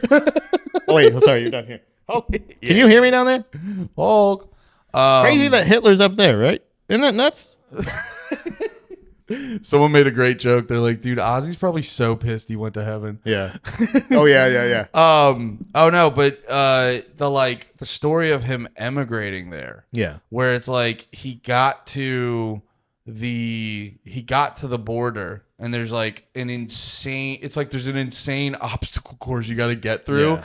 And it was like he over the course of like a year and a half trying to get there. And it's just fucking nuts. Keeps getting sent. Well, the crazy part is there's like he came over the ocean, so you can't just like they're not gonna like fly him back. They don't feel like putting all that resources in, so they're like they just send you to the edge of the beach or whatever. And then he finally gets in, and he's like sleeping outside. And then someone sees him, and they're like, "Hey, you're a gigantic motherfucker. Do you want to learn to fight? You want to punch the fuck out of Alistair Overeem's face?" And he's like, "Yes." I think Ngannou, I got the vibe was like a dude who's like, I'm good at this, and this is like making me a shit ton of money, and he's just focused. He seems like a dude who's focused on like enriching his family and his people in his home country. Yeah. And it got to a point with the MMA where he's like, and correct me if I'm wrong, but it got to the point of MMA where he's like, you're making all this incredibly difficult. I can go do bullshit boxing matches and somehow make like 10 times the money. Arguably. And I would agree because I've seen the fight. I would say beat Tyson Fury. Oh, okay. I think Tyson Fury, who was the current heavyweight champion, which would mean that he is one of the first cross sports athletes like that, like to be a boxing champion, heavyweight champion, and then to be so like it did go to the judges, and it felt in my opinion like that maybe Tyson Fury may have not taken it as serious, and ended up being like, oh shit, he's actually pretty good. But Francis Ngannou is somebody who is like he's somebody that there was a point I was going to make. He beat Tyson Fury? No, there was a thing. No, Tyson Fury. When he as far as people who you could make a movie about it, I think there are movie moment I'm so this is going to sound weird, but this is I think a good way to close. I want you to think of who do you think, because there's going to be a movie starring The Rock called The Smashing Machine, which is based on the documentary about Mark Kerr, who has it was already put out there as a documentary, so we know it's a good movie. But now The Rock is kind of reimagining that, I guess. I don't know. But what if Mark Kerr was really tall? Well, yeah. What if the Mark Kerr was a little bit more built? It's crazy. But what if he lied on Instagram all the time about his daughter painting his nails? I was thinking about this with Max Holloway, and I think also Francis Ngannou. Francis Ngannou probably has the most movie-worthy story, of his whole life. If you think about movies like Ali or stuff like that, where you're let's document whether it just be at any point in his life, it would be the most compelling movie of all time. Dude, when I was listening to that YouTube video, I was like, I think I was listening to it at work at the time, and it was constantly stopping, being like, wait, what happened? Yeah. His life story's nuts. And then he gets into MMA, and then like he has this thing where like somebody like to fight the fighters he fought at the heavyweight division and to basically handle most of them the way he did is insane. The only thing is he does the only blemish on his entire life that I would maybe keep out of the movie would be his fight that he had with Derek Lewis, which you hear that and you're like, what the fuck? And this is why I hate when they oversell fights, because like it was supposed to be banger versus banger. This is not going the distance. Like all this other shit. And you ended up seeing, I think, one of like the least strikes thrown or something like that. Like, yeah, I remember. It's insanity. Wait, who did he fight right after? Who did he fight right after Alistair Overeem? Was that I think Stipe? it might have been. If it wasn't Stipe, it might have been Derek Lewis. Because I remember like Ngannou got big because of that like insane knockout, and then I remember I was like, oh, Ngannou's the greatest. I want to, and like I was like, I have to watch his next fight. Okay, so it was Stipe where he wrestled him, and you watch it, and you're just like, it's like minutes, and I get it. 5 rounds of 5 minutes of MMA is some of the most tiring shit in the world, but you're a fighter, and it's like, dude, minutes into the first round, it's like, oh, he's done. Yeah. Because it's like if he can't knock a dude, he was like new, I guess. So it's like, oh, if he can't knock a dude out immediately, it's just gonna go to decision. And that's the impressive thing I think about with Ngannou is the fact that like how much he improves from each fight. Yeah, he starts off so impressive, and then he does just get better and better after each fight. Yeah, I remember. That's right. I remember the second fight. You were like, oh, maybe this is like a flash in the pan thing. And then the third fight, he was like, no. I did that badly, and now I figured it out. Right. And like that's so like his ability to learn a new skill is fucking amazing. It's uncanny. Like he truly is. So when John Jones is like rumored to be coming, he wants to come up to heavyweight. He wants to do all this other shit. And he's like, Francis Ngannou's like, all right, brother, like let's make some money, motherfucker. I'll knock your ass out. And he showed in like his rematch against Stipe the fact that like he learned how to defend takedowns, how to recover, how to wrestle, how to like grapple, all this other shit. Fighting Cyril Gane, he showed that like he has MMA experience. Cyril Gane beat him? Nope. No. Who was the dude Cyril Gane beat that was a big deal? It doesn't matter. But there's a couple. Like he beat Volkov. He's beat a couple like big name. I think Derek Lewis. I think he also beat Shuey guy. Oh, Tai Tuivasa. Yeah, he beat the shit out of him. Tuivasa, another one. Honorable mention on favorite guy. But so John Jones, I think actively at heavyweight. So at light heavyweight, undisputed GOAT. Absolutely. The prime beating Shogun prime. Is he at heavyweight right now? Yeah. Okay. No, well he's back in the testing pool. He retired and then came back. Gotcha, okay, he held up the division, all this other bullshit, but he actively ducked somebody who the guy he wanted to fight fought twice. That's why I'll never consider him the GOAT at heavyweight at all. And it's only put a blemish on his MMA career, the work he's done at MMA or at heavyweight. He fought Cyril Gane, who I think is like just now in the double digits of MMA fights. Like he's still very, very new. Yeah. He's gotten more heavyweight. He's going to be fighting Tom Aspinall coming up for the heavyweight title again. Yeah. He gets the most fucking heavyweight championship opportunities, I feel like, for somebody who is he's very talented at his level, but he is still very unskilled as far as like even just ring time. Let me ask or octagon time. Sorry, just to finish my thing. He actively ducked Francis. Yeah. He did not fight the current heavy. So that Francis said funny. He waited for him to leave, and then he fought Cyril Gane for the fucking heavyweight championship. And what do you know? One of the greatest MMA fighters of all time beat one of the guys who's like, oh, I forget, do you start at the first round or, you know what I mean? Oh, he's not French Canadian, but yeah. You know what I mean? Like he's somebody who is like, of course Cyril Gane's not going to fucking beat John Jones. Like nobody would ever believe that. Even a brand new to the heavyweight division, John Jones.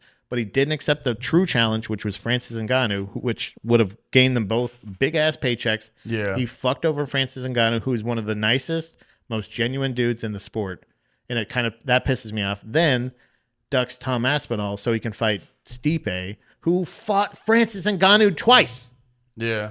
You know what I'm saying? Like, he's the guy who that's a true GOAT at heavyweight. So it's a thing where like it's a I love John Jones fights, but I hate John Jones. He is not one of my favorite MMA guys. I do not like him. I don't like his character. Yeah. I don't like his personal character. Because like, I think he's a phony. Well, who's a good example? Who's a good example of a dude who kind of? Oh, John Jones got you. What? John Jones shot you with a dart. Yeah, right. He's like, oh, he found out I was a pregnant woman. Kill your friend. Who's an example? Because I was gonna say Conor McGregor, but he's kind of shifting over into like genuinely just shitty dude. I'm really over his shit. I've been over his shit for a long time. Yeah, he lost me. I was the biggest. If we would have done this episode like a decade ago, I would have said Conor McGregor's my top MMA guy. Yeah.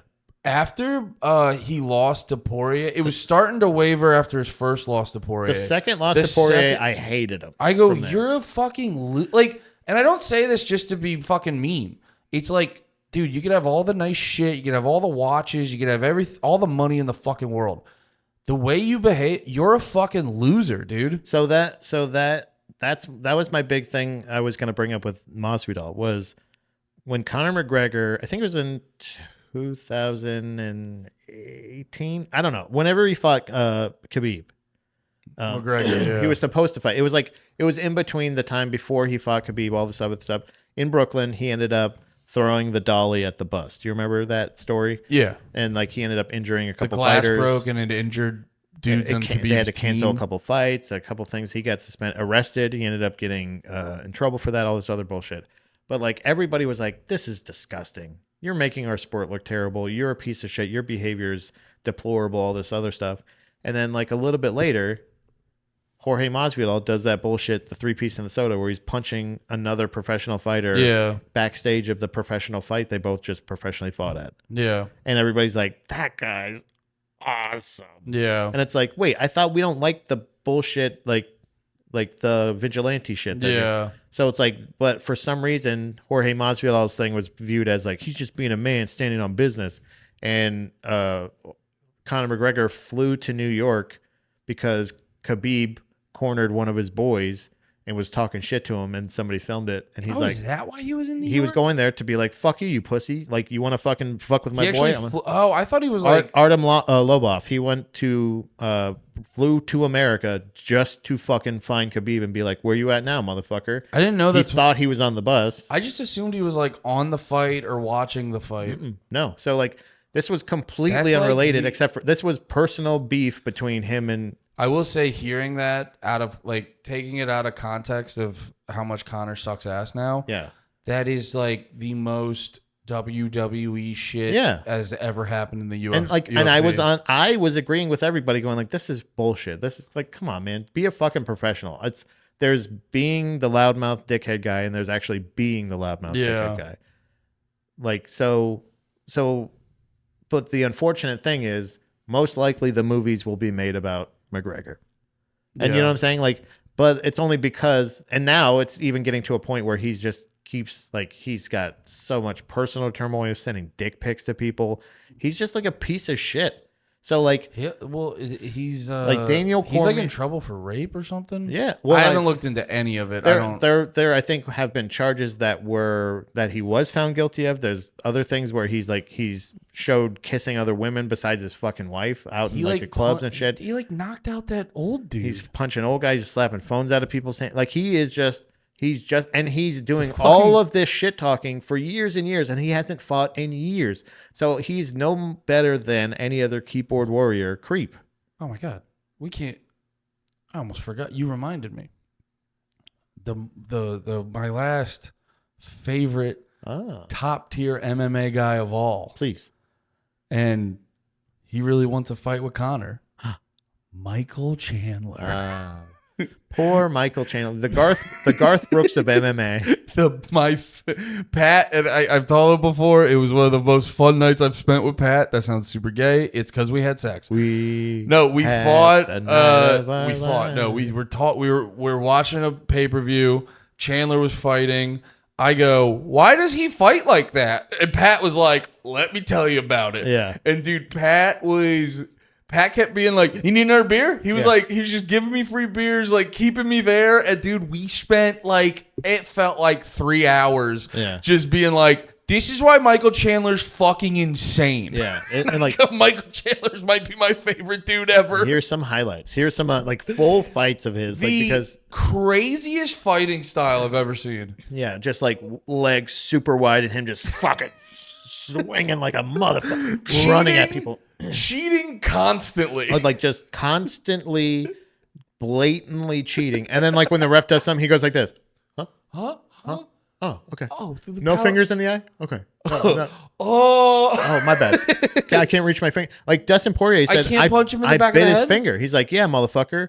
Like it's crazy the shit he's done. I can't punch him to the back of the head? Yeah, no punches. Is that new? Where? Here? Not here. Is that a Not new here. rule you guys just put in? Not right here. God, I've never even heard of that rule. Yeah, so but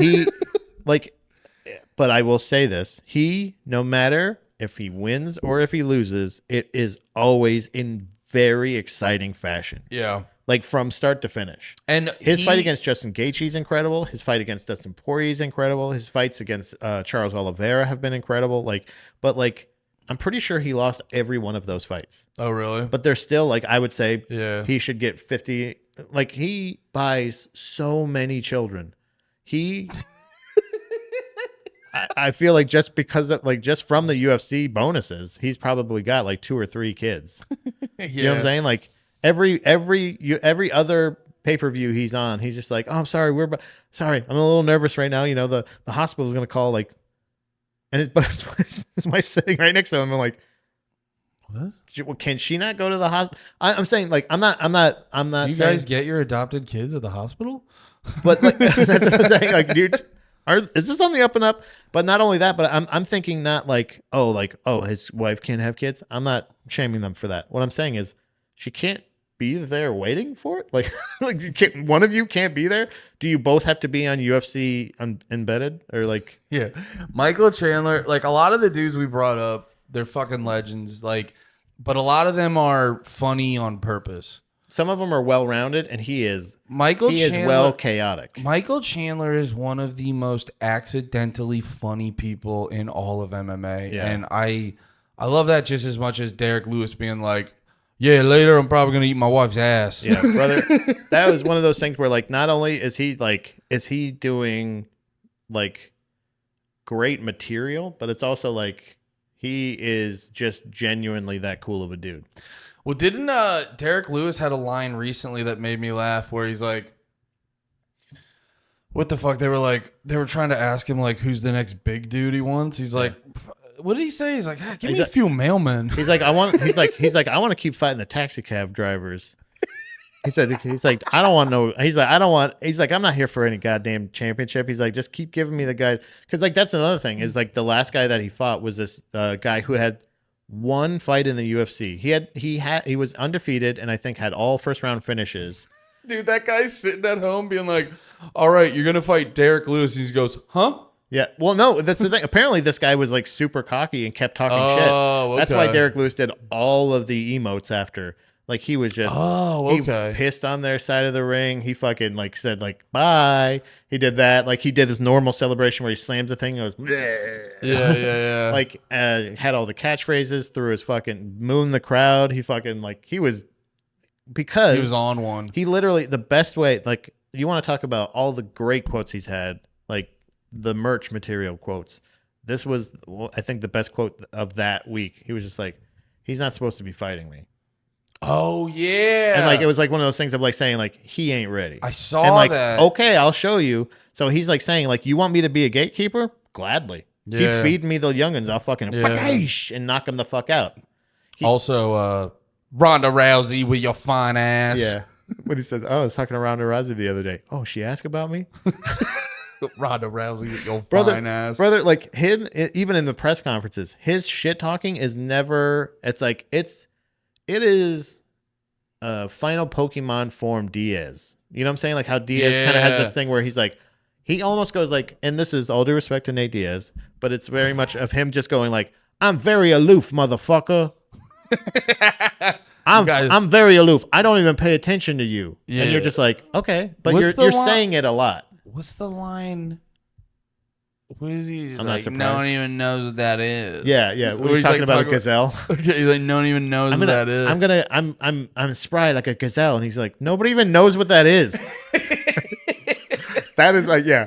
He is, and, but Derek Lewis, touch butt in the park also is great. Derek Lewis is genuine Nate Diaz all the time. When Nate Diaz tries to is Charmander, Derek Lewis is Charizard. Exactly. Yeah. You know what I'm saying? And I keep remembering, dudes. Last guy. Yeah. Because it is genuinely. It's the longest episode. We've done 2 hours. Yeah. It's the hardest I've laughed. Hearing a dude in an interview. Okay. Yeah. I forget which fighter they asked him he was fighting, but it was Forrest Griffin being asked if he was gonna fight John Jones. I think. Yeah. That clip where he's like, I hope not. Yeah. He's like, I'll take the fight. And then he also has that clip where he's talking about like fighting. Who's the other dude we were joking about? Where he's like, I'm not sure if he's black or not. Yeah, he's talking about Anderson Silva. He's like, he just kept fucking punching me, and he looked mad. That was the thing. So I remember. So I'm really glad you brought him up because he was actually my very, very first MMA guy. Yeah, he was my very first favorite MMA guy. What a good way to round this episode out. And I remember he actually wrote a book not long after winning the Tough finale. And he was very funny. He's actually a really early on. He's like funny, genuinely funny person. Very, yeah. Like he seems like a funny guy who happens to fight, and also like one of those crazy friends kind of guy. He's like a crazy guy in your friend group. So he had a book that my buddy lent me, and I remember very distinctly him describing Anderson Silva as the greatest fighter of all time. Yeah, and I remember then, like a year or two later, he gets announced as fighting Anderson Silva at light heavyweight, and I go, "Oh no!" Like he's in his own head. Yeah, he's already convinced that this is the greatest fighter of all time, and I have to face him. And he's like one of those things of like he'll never turn down a fight. Yeah, but like if they say like you want to fight John Jones, he'll be like, "Oh man, okay." Yeah, you know what I mean? Like he'll sign the paper, but he won't be like happy about it. He's a true man. Well, the reason it like resonated so much with me is I've been in that situation so often. Yeah. Where like there's so many times where I'm like, I don't want to fucking do that. But then there's that voice where you're like, be a fucking man. You have to do these things. Yeah. And it's like, yeah. But dude, just him talking about how fucking hard Anderson Silva hits. Yeah. It was just so fucking funny, man. Because he's like, I don't know what the fuck I was doing in there. Yeah, it's one of those things where like I think he just psyched himself out so much. Yeah. That like it wasn't as lopsided as it looked. Well, where does he sit in like greatest of all time? I think he's as far as like he's had some Hall of Fame fights. Yeah. But I don't know if he would be he doesn't like I don't think he holds like records. You know what I'm saying? Like it's not like a thing where like so he's the most or the best. Like Lyoto Machida for a long time was a light heavyweight fighter. I think he also fought at middleweight. He wouldn't be like top 10 or anything, right? No, I don't think so. But he has some of the some amazing moments. He's okay. He's like it's like technically I guess Derek Lewis, aside from having the knockout record, and maybe like again, people that have been fighting in the UFC for so long have like ring time records, have stuff like that are like he's the first fighter to throw this many strikes in the UFC or whatever. There might be like stuff like that, but like for the most part, Forrest Griffin is like is just like one of those things. He's the most memorable. He's part of the era that saved not necessarily MMA, but definitely the UFC. Yeah. And it just so happens that he was also the perfect fighter to win that competition because he had the personality to go with the grit and the skills. Yeah. He ended up winning the UFC championship, but lost it to Rashad Evans in his first defense. So he didn't have like the longest reign or anything, but he is very much a memorable fighter in my mind. But like Lyoto Machida was for the longest time was the least struck fighter in the UFC. Like he was the most elusive. Like so, like there's stuff like that you can still have, but like overall, it's more like that era again. Like a lot of fighters coming over from Pride that had already made this reputation over there that are coming and considered the best, like Shogun, Hua, Lyoto Machida, Vanderlei Silva, Rampage. Like a bunch of these fighters are coming over from Pride, and they're fighting some of the top UFC guys. Okay. But also, there's this era of this reality show. Yeah. And then also, it's like so like fighters like Rampage, Forrest, and stuff like that can be coaches after a while because they have such a personality and they have knowledge in the UFC. So like right now, by the way, a couple of our favorites. Another honorable mention. We can't get too much into it, but Chael Sonnen is one of the greatest. We were just talking about him the other night. The American Gangster. Every time I watch a video of a dude, there's so many like fucking street fight videos where a guy lets the other guy get too close. Can't let him. I've learned from the great Chael Sonnen, I can't let you get close. Yeah. But him and DC right now are currently coaching the most recent season, the current season of Tough.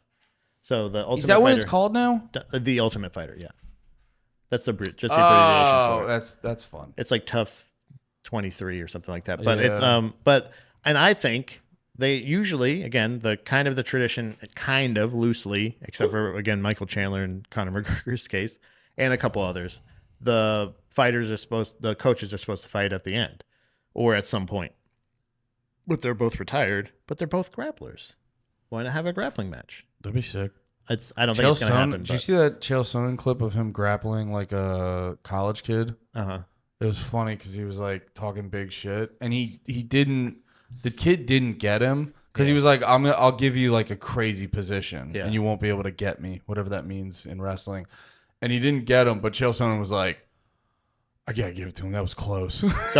So he has my favorite line from him is he had a very, very impressive showing against, again, the current and probably still one of the greatest middleweights of all time, Anderson Silva, and had fought him, took him to the 5th round, was winning the fight decisively, controlling the fight, winning the fight. Like he was neutralizing Anderson Silva. Nobody had ever done that to that point. And in the 5th round, Anderson Silva, in like the last, I think it's the last minute, locks up a triangle, and Chael Sonnen is forced to tap. Yeah. And this is one of the things. Chael Sonnen has a lot of epic lines, hilarious lines, great burns. He's a great promo guy. Who gets right on the line of genuine racism. Like, yeah, exactly. Very well. So one of the guys he offended at one point, he said, "I thought I saw the Nogueira brothers feeding a carrot to a bus," because that's how retarded they are. And like, it's beautiful. And like, talked enough shit during the build up to the Anderson Silva thing to say like he's probably still not really welcome in Brazil. Like they hate. I saw a clip. Brazil. I saw a clip a couple years ago when Anderson Silva fought again. Yeah. He was like, Anderson Silva was like, "Why do you never come? Why do you never come to my house for a barbecue?" He's like, "I didn't think I was like." He's like, "No." He's like, "Yeah." He's like, "No." He's like, "Do you mean your house here in America or in Brazil?" He's like, "No, not Brazil, America." He's like, "You can't go there." Yeah. So Chael Sonnen, when asked about like, he said something about like, he says, I've never tapped or whatever, or he's like, I didn't. He's like, they asked him how he felt about it, like, was that super defeating, or like what was he's like, honestly, he's like, I was just confused. He's like, I thought if I tapped, it just ended the round, not the fight. Hilarious. And it's like one of the best ways, because you have to think he was dominating. He was gonna beat the Anderson Silva in prime Anderson Silva, and so decisively that like it's crazy. Like Anderson Silva is just blowing through this division, just demolishing people. And Chael Sonnen's like in the two first divisions, guy really. Chael Sonnen's the first guy to really give him a run for his money. And so like he's doing this thing, and when did he tap? 5th round? 5th round with like less than a minute left, I think.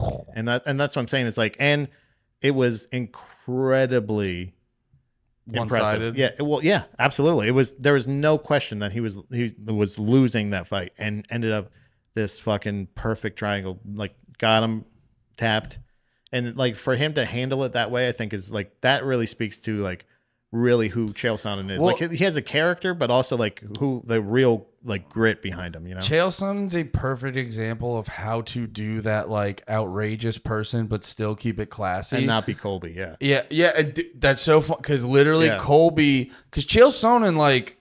He obviously like he's earned the fear of going to Brazil. Yeah. But at the same time, when you watch back that stuff, it's still fun, and it doesn't. If you're not wrestling, if you're not Brazilian, you don't feel like like Colby Covington. He's like, you're fucking trash. You're terrible fucking garbage no, people. Dude, do you remember like he literally had a promo like that in Rio.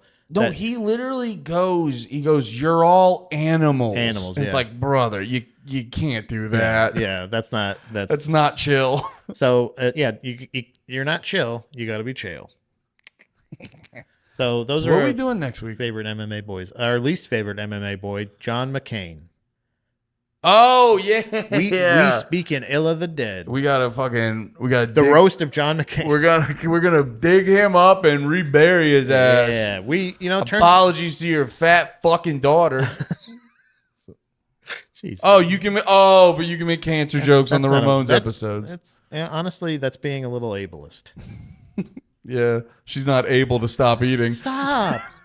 They call me the McCain killer. Yeah. Oh yeah. Also Sakuraba. Love him. Oh yeah. But that was I'm having fun talking about MMA. We talked about that last week. We can be an MMA podcast for a couple weeks. Okay, we'll keep going. MMA. No, heroes. I gotta pee. Love you guys. Bye.